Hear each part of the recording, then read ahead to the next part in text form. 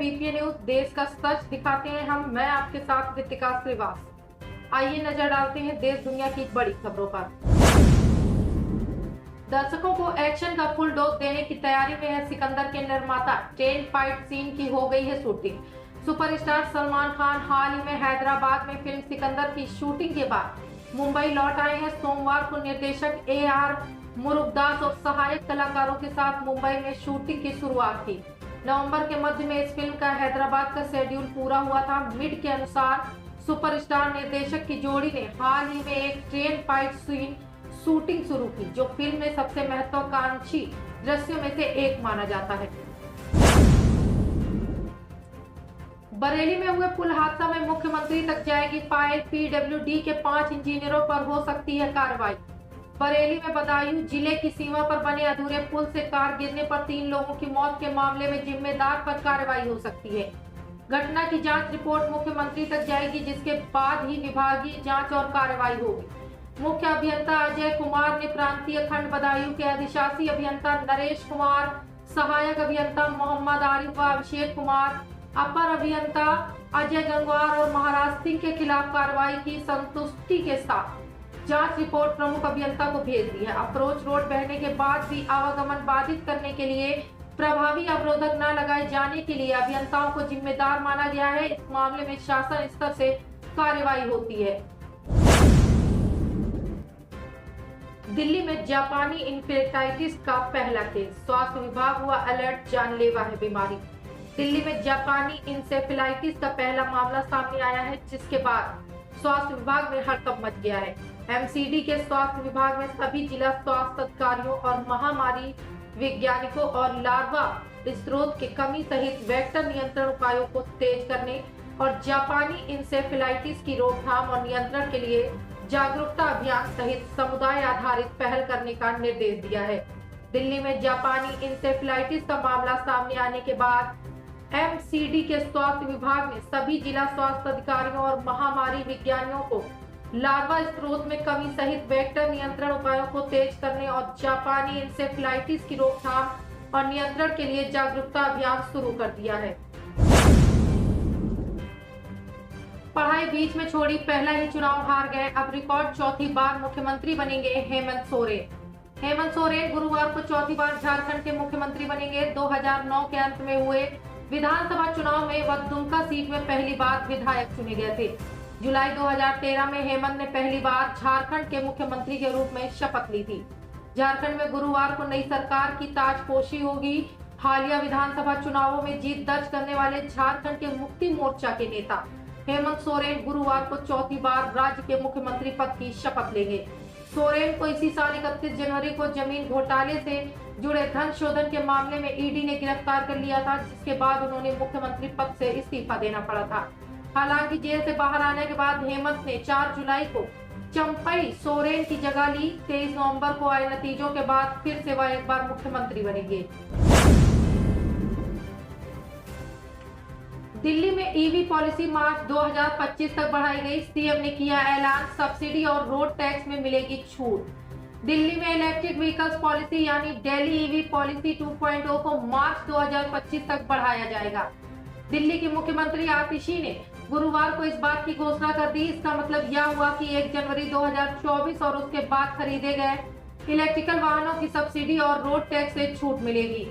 दिल्ली देश के सबसे बड़े EV बाजारों में से एक है, जो कुल घरेलू बिक्री का लगभग 10वां हिस्सा है। EV पॉलिसी के तहत इलेक्ट्रिक 2 व्हीलर खरीदने पर बैटरी क्षमता के मुताबिक 5000 रुपए प्रति किलोवाट की सब्सिडी दी जाती है। तिपहिया वाहनों का कुल लागत और बैटरी क्षमता की परवाह किए बिना प्रति वाहन 30,000 रुपए की फ्लैट सब्सिडी दी जाती है। वित्त वर्ष 25 के पहले 4 महीनों में इलेक्ट्रिक कारों की बिक्री लगभग 29,500 यूनिट पर स्थिर रही। सरकारी प्रोत्साहन, ईंधन की बढ़ती कीमतों और बढ़ती उपभोक्ता जागरूकता के कारण भारत में नए वाहनों की बिक्री में लगभग 10 से 15% के साथ EV के बाजार में प्रवेश करने की उम्मीद है। वर्ष 2030 तक इलेक्ट्रिक बसों, वाणिज्य वाहनों और निजी कारों की तैनाती में पर्याप्त वृद्धि के साथ वार्षिक EV बिक्री 10 मिलियन यूनिट को पार करने का अनुमान है। EV बाजार में नए वाहनों की बिक्री का 30-40% प्रतिनिधित्व कर सकते हैं। अपहरण करने के बाद बच्चे का कर दिया कत्ल, हाथ पैर रस्सी से बांधे, मुंह में ठूसा कपड़ा, 36 घंटे बेड के नीचे छिपा कर रखी लाश। सुल्तानपुर जिले के शहर में गांधीनगर मोहल्ले में सोमवार रात पड़ोसी आसिफ ने 5 लाख की फिरौती के लिए व्यापारी शकील के बेटे उसामा को अगवा कर लिया था। उसी रात उसकी रस्सी से गला कसकर हत्या भी कर दी। शव अपने ही बेड के नीचे छिपाकर ऊपर सोता रहा और पुलिस को गुमराह करने के लिए परिजनों के साथ मिलकर बच्चे की तलाश में जुटा रहा। बुधवार भोर में पुलिस ने आसिफ को गिरफ्तार कर शव बरामद कर लिया है। वारदात में शामिल उसके पिता, चाचा, चाची और चचेरी बहन को भी जेल भेज दिया गया है। गांधीनगर निवासी शकील अहमद का शाहगंज चौकी के पास दोना पत्तल का कारोबार है। उनका पुत्र मोहम्मद उसामा 11 वर्ष और साहिल 25 नवंबर रात करीब 8 बजे घर में बारात देखने निकला और फिर लौट कर ही नहीं आया। कोतवाली में गुमशुदगी दर्ज कराई गई है। मंगलवार को अलग अलग नंबरों से उसामा के परिजनों को कॉल करके 5 लाख रुपए की फिरौती मांगी गई थी। पुलिस ने सभी नंबरों को सर्विलांस पर लगाया। संभल हिंसा में साजिशकर्ताओं में से मुख्य में से एक की हो गई गिरफ्तारी। फैलाई थी अफवाह, पोस्टर जारी होने के बाद पुलिस का एक्शन। संभल में 24 नवंबर को हुए पथराव और हिंसा के मामले में पुलिस ने अफवाह फैलाने के आरोप में एक व्यक्ति को गिरफ्तार किया है। पुलिस ने बताया कि उसकी पहचान फरहत के रूप में हुई है। उसके खिलाफ भारतीय न्याय संहिता की धाराओं के तहत मामला दर्ज किया गया है। इससे पहले वरिष्ठ अधिवक्ता विष्णु शंकर जैन ने दावा किया था कि हिंसा के बाद उन्हें धमकियां मिल रही हैं। उन्होंने समाजवादी पार्टी के प्रमुख अखिलेश यादव, AIMIM प्रमुख असदुद्दीन ओवैसी, संभल के सांसद जियाउर रहमान बर्ग, SP मीडिया सेल और ज्ञान व्यापी मस्जिद समिति के सचिव पर गलत जानकारी फैलाने का आरोप लगाया था। प्रियंका गांधी वाड्रा के लिए राहुल गांधी बने फोटोग्राफर, बहन को सीढ़ियों पर रोककर खींची तस्वीरें। केरल के वायनाड से उपचुनाव जीतकर आई प्रियंका गांधी वाड्रा ने आज संसद सदस्य के रूप में शपथ ग्रहण की। लोकसभा अध्यक्ष ओम बिरला ने उन्हें शपथ दिलाई। इस मौके पर समस्त गांधी परिवार संसद भवन में मौजूद रहा। इसके साथ ही देश की संसद में गांधी परिवार के एक और सदस्य का प्रवेश हो गया। प्रियंका गांधी नेहरू परिवार की 16वीं सदस्य हैं जो लोकसभा के लिए निर्वाचित हुई हैं। इस दौरान राहुल और प्रियंका के बीच जबरदस्त बॉन्डिंग देखने को मिली। संसद में प्रवेश करते वक्त राहुल फोटोग्राफर की भूमिका में नजर आए। उन्होंने अपनी बहन की कई तस्वीरें खींची। देश के संसदीय इतिहास में ऐसा शायद ही हुआ होगा जब लोकसभा में गांधी परिवार का कम से कम एक सदस्य न पहुंचा हो। ऐसे भी मौके आए हैं जब गांधी नेहरू परिवार से जुड़े 5 सदस्य लोकसभा में एक साथ पहुंचे हैं। मौजूदा लोकसभा में राहुल गांधी के बाद उनकी बहन प्रियंका भी संसद भवन पहुंच गई हैं। राहुल और प्रियंका की मां सोनिया गांधी लंबे समय तक लोकसभा सांसद रह चुकी हैं। भारत ने INS अरिहंत में बैलिस्टिक मिसाइल का सफल परीक्षण किया। न्यूक्लियर अटैक में भी सक्षम।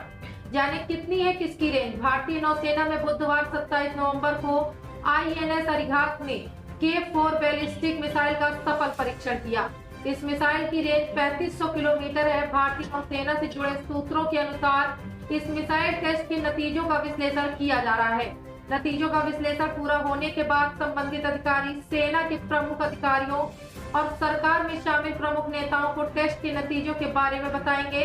भारतीय नौसेना ने अगस्त में विशाखापट्टनम स्थित शिप बिल्डिंग सेंटर में पनडुब्बी को अपने बेड़े में शामिल किया था। सूत्रों ने बताया कि मिसाइल को पूरी रेंज का टेस्ट करने से पहले DRDO ने पानी के नीचे स्थित प्लेटफॉर्म में मिसाइल दागने के कई टेस्ट किए थे। भारतीय नौसेना अब मिसाइल प्रणाली की और अधिक टेस्ट करने की योजना बना रही है। अब क्या होगा आपके पुराने पैन कार्ड का, जाने नियम में क्या क्या बदल जाएगा। पैन कार्ड 2.0 प्रोजेक्ट के तहत QR कोड आधारित एडवांस सिस्टम लागू होने से नकली कार्ड की पहचान आसानी से हो जाएगी और टैक्स पेयर एक से ज्यादा पैन कार्ड नहीं रख पाएंगे। हालांकि नई व्यवस्था शुरू होने पर भी मौजूदा पैन कार्ड वैध बने रहेंगे और टैक्स पेयर को नए कार्ड के लिए अप्लाई करने की जरूरत नहीं होगी। सिर्फ कार्ड से जुड़ी जानकारियों में कोई बदलाव होने पर ही पैन 2.0 कार्ड के लिए आवेदन करना होगा। केंद्रीय प्रत्यक्ष कर बोर्ड ने मंगलवार को पैन 2.0 प्रोजेक्ट से जुड़े कई बेहद जरूरी बातों को स्पष्ट किया है। CBDT ने पैन 2.0 से जुड़े FAQs जारी कर आम लोगों की सवालों के जवाब देने की कोशिश की है। बताते चले कि प्रधानमंत्री नरेंद्र मोदी के नेतृत्व में केंद्रीय मंत्रिमंडल ने सोमवार को क्यूआर आधारित नए तरह के पैन कार्ड जारी करने के लिए 1435 करोड़ रुपए के प्रोजेक्ट को मंजूरी दे दी है। अगले साल से लागू होने वाला ये प्रोजेक्ट पैन जारी करने में मौजूदा सिस्टम को एडवांस बनाने के मकसद से लाया गया है। पुष्पा 2 के तूफान से घबराए विक्की कौशल, बॉक्स ऑफिस पर क्लेश टालने के लिए बढ़ाई छावा की रिलीज डेट। मैं झुकेगा नहीं साला, ये अल्लू अर्जुन सुपरस्टार फिल्म पुष्पा का डायलॉग है जिसने इस फिल्म की पॉपुलैरिटी की गवाही दी है। पुष्पा फिल्म 2021 में रिलीज हुई थी और सुपरहिट रही थी। अब इस फिल्म का दूसरा पार्ट भी 6 दिसंबर को रिलीज होने वाला है। इसी दिन Vicky Kaushal starrer film Chhaava release होने वाली है। दोनों फिल्मों का बॉक्स ऑफिस क्लेश में देखने को मिल सकता है, लेकिन अब विक्की कौशल स्टारर फिल्म छावा की रिलीज डेट को आगे बढ़ा दिया गया है। छावा अब इस साल 6 दिसंबर की जगह अगले साल 14 फरवरी को रिलीज होगी। ट्रेड एनालिस्ट और फिल्म समीक्षक तरण आदर्श द्वारा अपने आधिकारिक हैंडल पर एक पोस्ट साझा करने के बाद सोशल मीडिया पर इसके स्थगित होने की खबरें ट्रेंड कर रही हैं।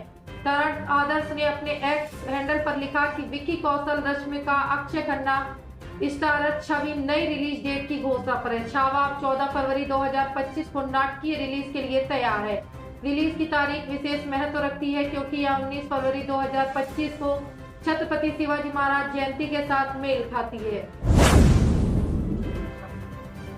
गोवा एयरपोर्ट पर रूस के एक नागरिक को गिरफ्तार कर लिया गया है। आरोपी रूसी नागरिक अपने मौजे में भारत में प्रतिबंधित इलेक्ट्रॉनिक सिगरेट लेकर आ रहा था। उत्तरी गोवा में स्थित मनोहर अंतर्राष्ट्रीय हवाई अड्डे पर रूस के एक नागरिक को गिरफ्तार कर लिया गया। एक अधिकारी ने इस घटना के बारे में जानकारी दी है।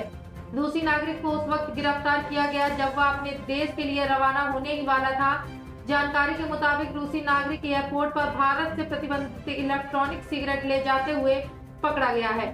इस घटना के बारे में विस्तार से आपको बताएंगे कि एक अधिकारी ने इस घटना के बारे में बताया कि रूसी नागरिक इरोशिकन एलेक्सी के खिलाफ पुलिस ने केस दर्ज कर लिया है। उसे एयरपोर्ट पर प्रतिबंधित इलेक्ट्रॉनिक सिगरेट ले जाते हुए पकड़ा गया।